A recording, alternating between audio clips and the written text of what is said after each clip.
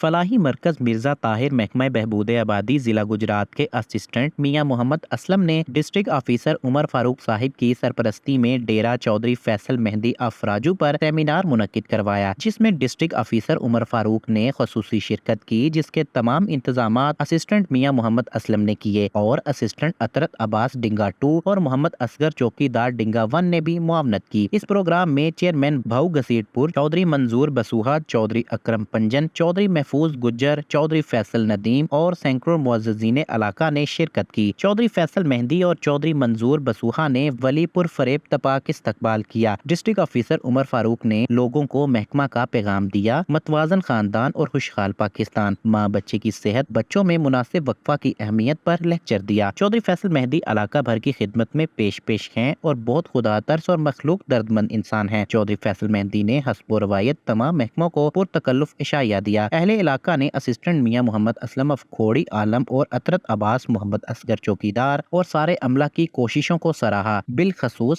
فلاحی مرکز مرزا طاہر کے تمام ممبران کو بھی۔ رپورٹ نعیم عباس بھٹی، سہارا نیوز۔